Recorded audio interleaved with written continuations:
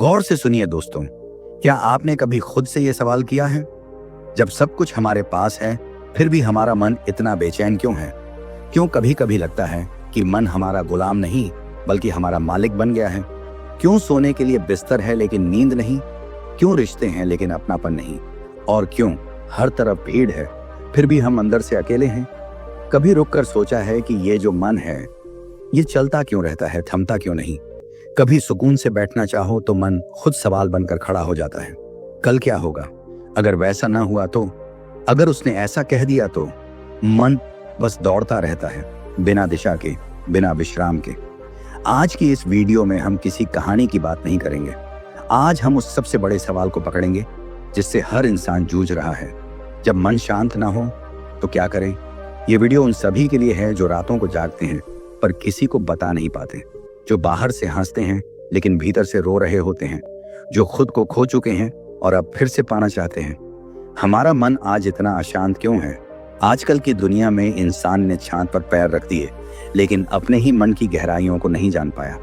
हम भाग रहे हैं लगातार, काम के पीछे, नाम के पीछे, रिश्तों के पीछे, वैलिडेशन के पीछे, पर यह दौड़ कभी पूरी नहीं होती और हर अधूरी दौड़ एक नई बेचैनी लेकर आती है। गौतम बुद्ध ने कहा था, तुम्हारा सबसे बड़ा शत्रु बाहर नहीं है, वो तुम्हारे अंदर बैठा है, तुम्हारा अस्थिर मन। आज का इंसान हर चीज कंट्रोल करना चाहता है। लोग क्या कहें, जिंदगी कैसे चले, भविष्य कैसा बने, पर वो एक चीज जो वाकई कंट्रोल करनी चाहिए थी, खुद का मन, वो सबसे ज्यादा उपेक्षित रह गया। हमारा मन दो भागों में बांटा होता है। एक है चेतन मन, जो आप अभी इस्तेमाल कर रहे हैं, जिससे आप सुन रहे हैं, सोच रहे हैं, और दूसरा है अवचेतन मन, जो पर्दे के पीछे है लेकिन असली कमान उसी के हाथ में है। 95% फैसले, भावनाएं, डर, आदतें सब अवचेतन मन से नियंत्रित होती हैं। और सबसे बड़ी बात, यह अवचेतन मन कभी नहीं सोता। जब आप सपने में गिरते हैं, डरते हैं, जाग जाते हैं, तो दरअसल वो अवचेतन मन की प्रतिक्रिया होती है। गौतम बुद्ध ने यही कहा, जब तक तुम खुद को नहीं जानोगे तब तक कोई भी शिक्षा तुम्हें मुक्ति नहीं दे सकती। और खुद को जानना यानी अपने मन को समझना। बुद्ध कोई धर्म नहीं, वो एक दिशा है। उन्होंने हमें मन को पढ़ने की विधि दी, ध्यान, जागरूकता और स्वीकृति। बुद्ध ने एक बात बहुत साफ कही थी, मन की गति बहुत तेज है लेकिन वो तुम्हारी आज्ञा से ही चलती है, बशर्ते तुम उसे जान लो। उन्होंने एक ऐसी ध्यान प्रणाली दी जिसे कहते हैं विपश्यना ध्यान। इसमें हम केवल अपनी सांस को देखते हैं, ना कोई मंत्र, ना कोई कल्पना, बस ऑब्जर्वेशन। क्यों? क्योंकि सांस ही एकमात्र ऐसी चीज है जो शरीर और मन को जोड़ती है। जैसे ही तुम सांस पर ध्यान दो, तुम मन की पकड़ से धीरे धीरे बाहर निकलने लगते हो। आज न्यूरोसाइंस, तंत्रिका विज्ञान भी यही कह रहा है जो बुद्ध 2500 साल पहले कह गए थे। जब हम ध्यान करते हैं तो ब्रेन में प्रीफ्रंटल कॉर्टेक्स सक्रिय होता है, जो निर्णय लेने और भावनाओं को संतुलित करने के लिए जिम्मेदार होता है। डॉक्टर्स आज एंजाइटी और डिप्रेशन के इलाज में माइंडफुलनेस मेडिटेशन को अपनाने लगे हैं। यह सिद्ध हो चुका है कि सिर्फ 15 मिनट का ध्यान रोज आपकी सोच, भावनाएं और निर्णय क्षमता को पूरी तरह बदल सकता है। बुद्ध ने कहा था, तुम वही बन जाते हो जो तुम पूरे दिन सोचते हो। और मॉडर्न साइकोलॉजी कहती है, न्यूरॉन्स की फायर टुगेदर, वायर टुगेदर, यानी जो विचार बार बार आते हैं वो आपके मस्तिष्क का स्थायी पैटर्न बन जाते हैं। तो अगर हम मन को सही दिशा में न मोड़ें तो यह खुद ही हमें गलत दिशा में बहा ले जाएगा। बुद्ध का एक और अमूल्य वाक्य, मन तुम्हारा नौकर है लेकिन अगर तुम उसे काबू में ना रखो तो वह एक क्रूर स्वामी बन जाता है। आज यही हो रहा है। हमारा मन जो केवल सोचने, समझने और सहायता करने के लिए था, वो आज हमारे दुखों का केंद्र बन गया है। हम सोचते हैं, फिर चिंता करते हैं, फिर उस चिंता से डरते हैं और उस डर से भागते हैं, और ये साइकिल कभी नहीं रुकती। बुद्ध यही कहते हैं, तुम्हारे दुख का कारण बाहर नहीं, भीतर है। तुम्हारा खुद से अलग हो जाना। जब मन शांत होता है तो आप पहली बार जीना शुरू करते हैं। आप सुन सकते हैं, देख सकते हैं, महसूस कर सकते हैं। शांत मन, शाक स्पष्ट दृष्टि, शांत मन, शाक स्थिर निर्णय, शांत मन, शांत आत्मा से जुड़ाव। जो लोग ध्यान करते हैं उन्होंने ये अनुभव किया होगा कि जैसे जैसे मन शांत होता है, समय की गति धीमी लगती है, क्योंकि अब आप सिर्फ बाहर नहीं, भीतर भी देखने लगे हैं। आपका अवचेतन मन वो महासागर है जो अगर नियंत्रित हो जाए तो आप अपने जीवन की दिशा पूरी तरह बदल सकते हैं। आप रोगों को हरा सकते हैं, भय को मिटा सकते हैं, क्रोध को जलाकर राख कर सकते हैं। यही है आत्मविजय, जो दुनिया की हर जीत से बड़ी है। इसलिए अगली बार जब आपका मन अशांत हो, बेचैन हो, रोना चाहे या चिल्लाना चाहे, तो एक पल रुकिए, अपनी सांस पर लौटिए, बुद्ध की तरह बैठ जाइए और खुद से कहिए, मन, तू मेरा हिस्सा है, मेरा स्वामी नहीं। क्योंकि जिस दिन आपने अपने मन को जीत लिया, उस दिन आपको कोई और जीतने की जरूरत ही नहीं रह जाएगी। और अब जब हमने यह समझ लिया कि मन क्यों अशांत होता है, अवचेतन कैसे काम करता है और शांति की राह क्या है, तो अगली कड़ी में हम जानेंगे जब जीवन में अशांति आने वाली होती है तब कौन कौन से लक्षण पहले दिखाई देने लगते हैं। क्योंकि आने वाला तूफान हमेशा पहले धीमे हवाओं में छुपा होता है। क्या आपने कभी खुद से यह सवाल किया है कि मैं ही क्यों इतना परेशान रहता हूं? कभी बिना किसी वजह के बेचैनी, कभी बिना किसी कारण के डर, और कई बार तो ऐसा लगता है जैसे मन पर किसी और का कब्जा हो गया है। क्या मन हमारा सेवक है या हमारा मालिक बन चुका है? हम उसकी सुनते हैं या वह हमें चला रहा है? आज की इस तेज भागती दौड़ती दुनिया में हम सब एक ऐसी मशीन बन गए हैं जो ऊपर से मुस्कुरा रही होती है लेकिन अंदर से टूट रही होती है। हम दिन भर किसी न किसी चीज के पीछे दौड़ते रहते हैं, पैसा, नाम, पहचान, रिश्ते, लक्ष्य। लेकिन रात को सोते वक्त भी मन शांत नहीं होता। सोचते हैं, क्यों मेरा मन मुझे चैन से नहीं रहने देता? तो आज मैं आपको उसी सवाल का जवाब देने आया हूं जिससे लाखों लोग रोज जूझ रहे हैं। मन को कैसे शांत करें? और इसका उत्तर कोई नई तकनीक नहीं है। यह हजारों साल पुराना एक गहरा सत्य है जिसे गौतम बुद्ध ने जाना, समझा और दुनिया को बताया। जब मन शांत ना हो तब इस सत्य को जान लो, मन खुद शांत हो जाएगा। अब बात करते हैं उस पहले और सबसे गहरे कारण की जो हमारे मन की अशांति का जड़ है। पहला कारण है अस्थायित्व को ना समझना, यानी सब कुछ बदलता है और यह भी बदल जाएगा। गौतम बुद्ध ने एक बहुत ही साधारण लेकिन बहुत ही ताकतवर शब्द दिया, अनिका, जिसका अर्थ है एवरीथिंग इज इम्परमानेंट। सब कुछ बदल रहा है हर वक्त। आपने गौर किया होगा, जब हम दुख में होते हैं तो लगता है कि यह दुख कभी खत्म नहीं होगा। जब हम परेशान होते हैं तो लगता है कि यह बेचैनी अब जीवन भर साथ चलेगी। यही गलती नंबर 1 है, अस्थायित्व को ना समझना। हम ये भूल जाते हैं कि हर भावना, हर विचार, हर स्थिति अस्थायी है। गौतम बुद्ध ने कहा था, जो भी कुछ उत्पन्न होता है वह नष्ट होता है। यानी चाहे वह दुख हो या सुख, क्रोध हो या मोह, गुस्सा हो या अकेलापन, ये सब एक समय के बाद खुद समाप्त हो जाते हैं। लेकिन हम अपने मन को ये बात समझाते ही नहीं, बल्कि हम उन्हें पकड़ कर बैठ जाते हैं। दुख आया, हम उससे चिपक गए। क्रोध आया, हमने उसे पोषित किया। डर आया, हमने उसे सच्चाई मान लिया। और यहीं से शुरू होता है मन की अशांति का खेल। हम बदलते जीवन को स्थायी मान बैठते हैं, लेकिन सच्चाई ये है कि आपके भीतर जो बेचैनी है वह आज है, कल नहीं रहेगी। आपका दुख आज भारी लग रहा है, लेकिन एक समय आएगा जब वो हल्का लगेगा। यही जीवन का नियम है और यही बुद्ध का पहला बोध है। अब जरा मनोविज्ञान की तरफ देखें। हमारा मस्तिष्क एक ऐसी मशीन है जिसे बचाने के लिए डरना सिखाया गया है। लेकिन जब हम हर तकलीफ को स्थायी मान लेते हैं तो दिमाग उसमें फंस जाता है। हर बार एक ही सोच, बार बार वही विचार, और इसी का नाम है ओवरथिंकिंग। यह कोई बीमारी नहीं है, यह अस्थायित्व को न समझने का परिणाम है। जब भी मन व्याकुल हो तो खुद से बस एक बात कहिए, यह भी बीत जाएगा। Repeat it, believe it, absorb it. आज जो लोग डिप्रेशन, एंजाइटी, मानसिक थकान से जूझ रहे हैं, उनमें से अधिकतर लोग इस नंबर 1 गलती को करते हैं। वे अपने वर्तमान दुख को जीवन की सच्चाई मान लेते हैं।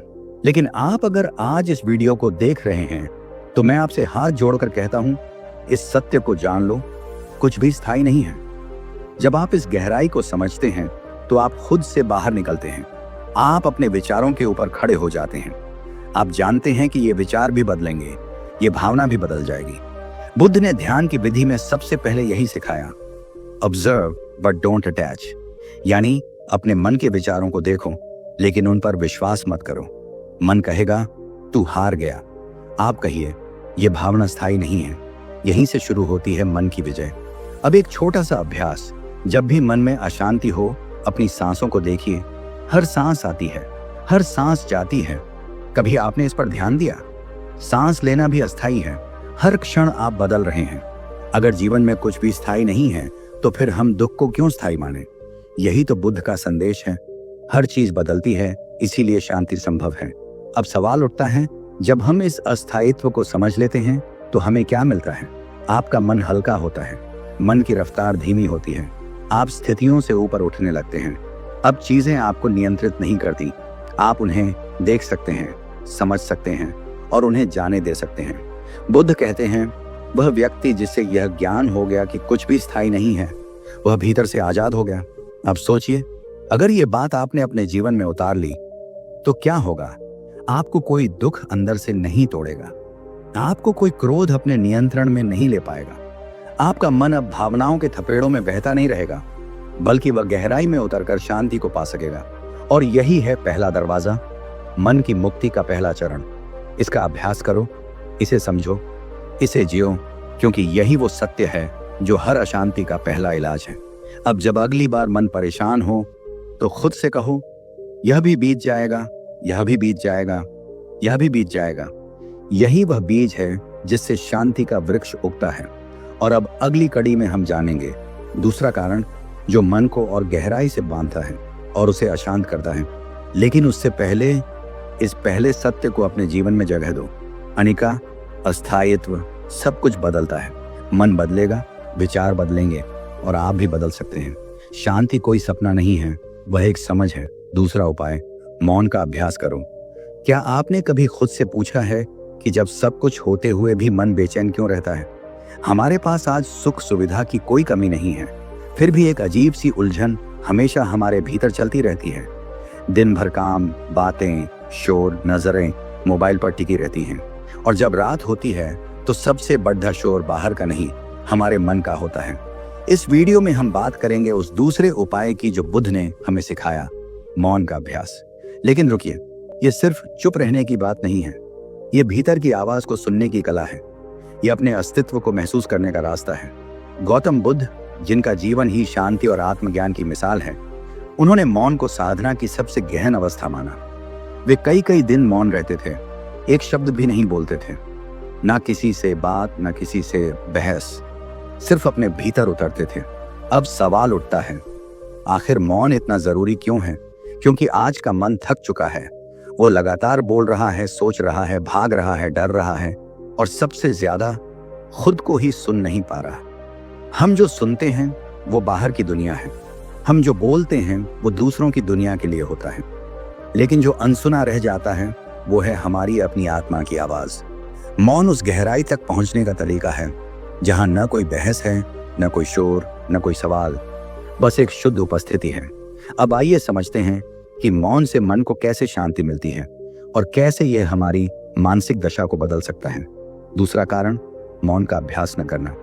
अगर आज आपका मन बार बार विचलित होता है, छोटी छोटी बातों में उलझ जाता है, क्रोध आता है, चिंता होती है, भविष्य को लेकर डर लगता है, तो इसका कारण है कि आपने अपने भीतर के मौन को खो दिया है। दिन भर मोबाइल की नोटिफिकेशन, लगातार बातें, सोशल मीडिया की उथल पुथल, ये सब मिलकर हमारे मस्तिष्क को एक अनजाने युद्ध में धकेल देते हैं। मनोविज्ञान कहता है कि हर दिन हम 60,000 से ज्यादा विचार सोचते हैं और दुख की बात यह है कि इनका 90% हिस्सा वही पुराने विचार होते हैं जो कल थे, परसों थे और कई बार तो सालों से चल रहे हैं। जब हम हर दिन वही सोचते हैं, वही चिंता करते हैं, वही क्रोध, वही भय दोहराते हैं, तो हमारा अवचेतन मन, सबकॉन्शियस माइंड, इन विचारों को हमारी असलियत बना लेता है। अब सोचिए, अगर आपके अवचेतन में लगातार अशांति, डर, कंपैरिजन, गुस्सा और दुख भरता जा रहा है, तो बाहर की दुनिया कितनी भी सुंदर हो, भीतर शांति नहीं मिलेगी। मौन क्या करता है?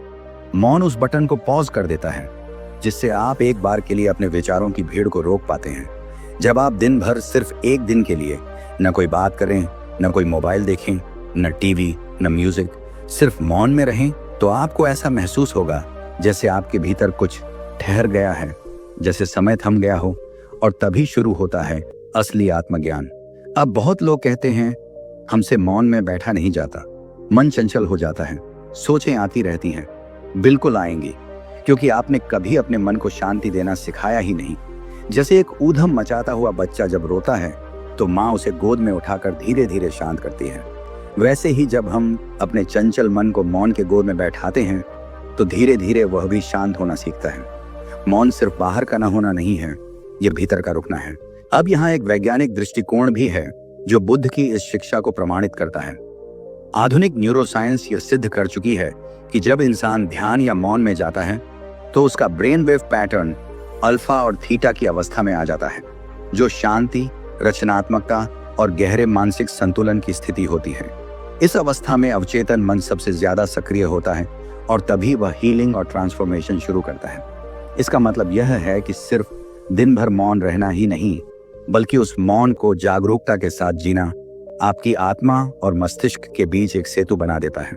अब बात करते हैं उस अनुभव की जो आप मौन में पाते हैं। जब आप एक दिन मौन में होते हैं, शुरुआत में बेचैनी होती है, बोरियत होती है, मन बार बार बोलेगा, शरीर उठने को कहेगा। लेकिन यदि आप इस बेचैनी को पार कर लें तो आप अपने भीतर एक ऐसा नीला आकाश देखेंगे जिसमें कोई बादल नहीं होगा। उस क्षण आपको जीवन के हर सवाल का जवाब अपने भीतर मिल सकता है।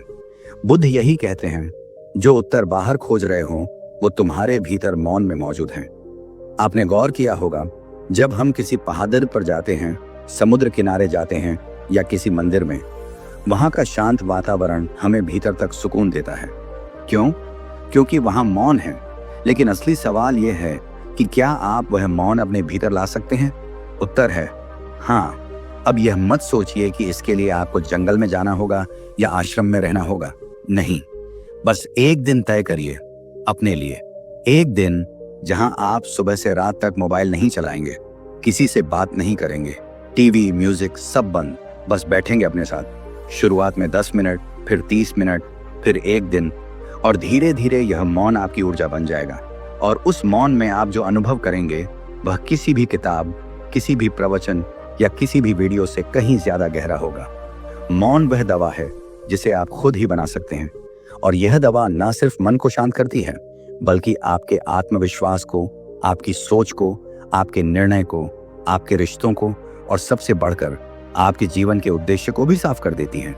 अब जब हम बुद्ध के दूसरे उपाय को समझ चुके हैं, मौन का अभ्यास करो, तो यह जानना जरूरी है कि जब हम यह मौन साधते हैं तो इसका असर हमारी पूरी चेतना पर पड़ता है।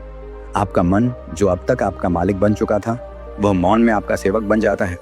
आपका शरीर, जो थक चुका था, वह मौन में फिर से ऊर्जा प्राप्त करता है। और आपकी आत्मा, जो खो चुकी थी, वह मौन में फिर से गाने लगती है। अब जब अगली बार आपका मन बेचैन हो, विचारों का शोर बढ़ जाए, आपको लगे कि कोई जवाब नहीं मिल रहा, तो चुप हो जाइए, बिल्कुल शांत हो जाइए, बोलना बंद करिए, सुनना बंद करिए और उस मौन के गर्भ में उतर जाइए, क्योंकि वही है वो शांति जिसका आप वर्षों से इंतजार कर रहे हैं। दोस्तों, क्या कभी ऐसा हुआ है कि आप अपने ही मन से लड़ते रहे हो? वो लगातार कुछ ना कुछ सोचता रहा, चिंता करता रहा, पछताता रहा, डराता रहा, और आप बस कोशिश करते रहे कि वो चुप हो जाए, लेकिन वो और जोर से बोलता गया। आप अकेले नहीं हैं। आज की इस भाग दौड़ भरी जिंदगी में हर कोई इसी दौड़ में फंसा हुआ है। काम, रिश्ते, सोशल मीडिया, अपेक्षाएं और अनगिनत विचार। पर आज हम बात करेंगे उस एक सबसे महत्वपूर्ण बात की जो इस अशांति का हल बन सकती है। उसका नाम है स्वीकार करना, ना कि संघर्ष करना। यही है तीसरा उपाय। स्वीकार करो, संघर्ष नहीं। गौतम बुद्ध ने कहा था, जिससे तुम लड़ते हो वो और ताकतवर बनता है, और जिसे तुम समझते हो उसे तुम पार कर सकते हो। तो सवाल ये है कि हम किससे लड़ रहे हैं? हम अपने ही मन से लड़ रहे हैं, उस बेचैन धड़कते हुए मन से जो कभी रुकता ही नहीं। हम उसे रोकना चाहते हैं, दबाना चाहते हैं, चुप कराना चाहते हैं, और यही सबसे बड़ी गलती हो जाती है। और यही है पहली गलती, हम मन को दुश्मन समझ लेते हैं, जबकि मन दुश्मन नहीं है। वो तो बस एक बच्चा है जो डरा हुआ है, परेशान है, थका हुआ है, और जब हम उसे दबाते हैं, चुप कराते हैं, वो और जोर से चिल्लाता है। गौतम बुद्ध खुद भी इस बात को बहुत गहराई से समझते थे। वो कहते थे, यदि मन अशांत है तो उसे दबाओ मत, उसे स्वीकार करो, उसे गले लगाओ। सोचिए, अगर कोई बच्चा जोर जोर से रो रहा हो और आप उसे डांटना शुरू कर दें, तो क्या वो चुप हो जाएगा? नहीं, वो और तेज रोएगा। लेकिन अगर आप उसे बाहों में भर लें, कहें, हाँ बेटा, मुझे पता है तुम दुखी हो, मुझे पता है तुम्हें तकलीफ है, तो क्या होगा? धीरे धीरे वो शांत होने लगेगा। ठीक उसी तरह जब मन बेचैन हो तो खुद से कहिए, हाँ मेरा मन अभी शांत नहीं है, हाँ मैं थोड़ी उलझन में हूँ, हाँ मैं दुखी हूँ, और ये भी ठीक है। ये ठीक है कहना ही असल चाबी है। यहीं से शुरू होता है मन का शांत होना। जब आप उसे सुनना शुरू करते हैं, वो भी आपको सुनने लगता है। जब आप खुद को स्वीकार करते हैं वैसे जैसे आप हैं, बिना बदले, बिना डराए, तो वहीं से भीतर एक सुकून पैदा होता है। अब यहाँ एक और बहुत गहरा और अद्भुत विज्ञान जुड़ता है, मनोविज्ञान और अवचेतन मन का रहस्य। हमारा अवचेतन मन वो जगह है जहां हमारी सारी यादें, भावनाएं, डर, दुख, आंसू और पुराने अनुभव दबे रहते हैं। जब आप अपने विचारों से लड़ते हैं तो आप दरअसल अपने अवचेतन मन के साथ लड़ रहे होते हैं, और अवचेतन मन को आप दबा नहीं सकते। वो हर बार नए रूप में लौट आता है, कभी गुस्से में, कभी चिंता में, कभी डिप्रेशन में। यही है दूसरी गलती, हम अपने भीतर के दर्द को दबाते जाते हैं और फिर शरीर थकता है, मन टूटता है, आत्मा उदास हो जाती है। पर अब सवाल यह है कि इसे बदलें कैसे। जब आप स्वीकार करते हैं कि हाँ मैं अभी पूरी तरह से ठीक नहीं हूं, तो आप अपने अवचेतन मन को एक संदेश देते हैं कि अब छुपाने की जरूरत नहीं है, अब खुलने का समय है। और ये खुलना ही है मन का शांत होना। मन को चुप कराना नहीं है, उसे सुनना है। जैसे जैसे आप खुद को स्वीकार करते जाते हैं, आपकी भीतर की जंग धीरे धीरे शांत होती है। जैसे समुद्र में तूफान हो और आप उसमें संघर्ष करते रहें तो आप डूब सकते हैं, लेकिन अगर आप स्वीकार कर लें कि हाँ तूफान है और बस तैरते रहें, तो थोड़ी ही देर में आप देखेंगे वो तूफान अपने आप शांत हो गया। स्वीकार करने से क्या होता है? बुद्ध कहते हैं, सत्य का सामना करने से शांति आती है। जब आप मन के सत्य को स्वीकार करते हैं कि वह अभी भटक रहा है, डरा हुआ है, तो आप उसे बदलने की ताकत जुटा पाते हैं। और यही है तीसरी गलती, हम बदलने से पहले स्वीकार नहीं करते। अगर आप किसी चीज को बदलना चाहते हैं तो पहले उसे स्वीकार करना ही पड़ेगा। मनोवैज्ञानिक भी यही कहते हैं, acceptance is the first step to transformation. यानी किसी भी बदलाव की शुरुआत स्वीकार करने से होती है। अब सवाल यह भी है कि क्या हम सिर्फ स्वीकार करके ही शांत हो सकते हैं? तो इसका उत्तर है हाँ, शुरुआत में केवल इतना ही काफी है। अगर आप रोज केवल 5 मिनट के लिए भी अपने मन से कहें, मैं तुम्हारी बातें सुन रहा हूं, तुम जैसे हो वैसे हो और मैं तुम्हें बदलना नहीं चाहता, तो आपको आश्चर्य होगा कि कितनी तेजी से आपका मन खुद ब खुद शांत होने लगेगा। गौतम बुद्ध ने ध्यान की शुरुआत भी स्वीकार से की थी। उन्होंने जीवन की सच्चाइयों को स्वीकारा कि जीवन में दुख है, पीड़ा है, अस्थिरता है, और वहीं से उन्होंने भीतर की खोज शुरू की। अगर आप भी ये चाहते हैं कि मन आपका सेवक बने, मालिक नहीं, तो पहले उसे अपनाइए, स्वीकार कीजिए, गले लगाइए। उससे कहिए, मैं जानता हूं तू परेशान है, लेकिन मैं तेरे साथ हूं। मन शांत करना कोई युद्ध नहीं है, ये एक प्रेमपूर्ण संवाद है, और इस संवाद की शुरुआत स्वीकार से होती है। अब जब हम ये समझ चुके हैं कि मन को दबाने की नहीं, समझने की जरूरत है, तो अगले भाग में हम जानेंगे कि जब ये बेचैन मन बार बार वही पुराने डर, पछतावे और चिंता के विचार लाता है, तो उस चक्र को कैसे रोका जाए। वो क्या है जो इस मन को बार बार भूत और भविष्य में ले जाता है, और हम कैसे उसे वर्तमान में टिकाना सीखें। क्या आपने कभी खुद से ये सवाल पूछा है कि जब मैं सब कुछ ठीक कर रहा हूं, फिर भी मन क्यों बेचैन रहता है? क्यों मन बिना वजह घबराता है, डरता है, थकता है? और कभी कभी तो ऐसा लगता है जैसे मन ही हमारा दुश्मन बन गया है। आप ऑफिस में हैं, घर में हैं या किसी रिश्ते में, हर जगह एक बात समान है, हमारा मन शांति नहीं पकड़ता। ये हर समय भागता रहता है, सोचता रहता है, डरता रहता है। ये हमें आराम से जीने नहीं देता, और इसी भागते हुए मन की वजह से आज करोड़ों लोग डिप्रेशन का शिकार हो चुके हैं। लोग बाहरी शोर को तो बंद कर देते हैं, लेकिन अंदर के शोर को कैसे बंद करें ये नहीं जानते। इंसान ने चांद पर कदम रख दिया, मगर अपने ही मन में उतरना नहीं सीखा। लेकिन आज हम आपको एक ऐसी बात बताएंगे जो सिर्फ आपकी जानकारी नहीं बदलेगी, बल्कि आपका पूरा जीवन बदल सकती है। ये उपाय है चौथा उपाय, ध्यान, मेडिटेशन, विशेष रूप से विपश्यना। गौतम बुद्ध कहते हैं, मन को समझना है तो उसे शांत देखो, भागते हुए नहीं। अब जरा रुकिए और सोचिए, जब कोई नदी बहुत तेज बहती है तो क्या आप उसके तल को देख सकते हैं? नहीं ना। मगर जब पानी शांत हो जाता है तब नीचे की हर चीज साफ दिखाई देती है।